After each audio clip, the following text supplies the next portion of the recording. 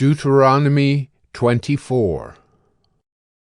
When a man takes a wife and marries her, if then she finds no favor in his eyes because he has found some indecency in her, and he writes her a certificate of divorce and puts it in her hand and sends her out of his house, and she departs out of his house, and if she goes and becomes another man's wife, and the latter man hates her and writes her a certificate of divorce and puts it in her hand and sends her out of his house, or if the latter man dies who took her to be his wife, then her former husband who sent her away may not take her again to be his wife after she has been defiled, for that is an abomination before the Lord.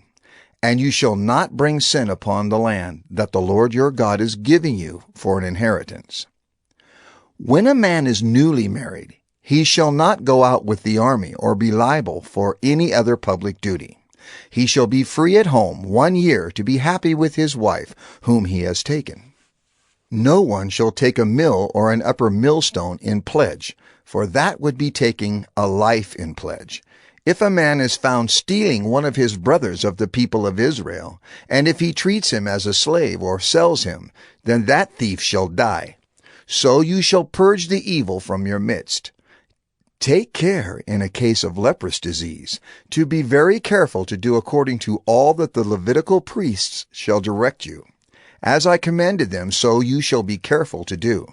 Remember what the Lord your God did to Miriam on the way as you came out of Egypt. When you make your neighbor a loan of any sort, you shall not go into his house to collect his pledge. You shall stand outside, and the man to whom you make the loan shall bring the pledge out to you. And if he is a poor man, you shall not sleep in his pledge. You shall restore to him the pledge as the sun sets, that he may sleep in his cloak and bless you. And it shall be righteousness for you before the Lord your God.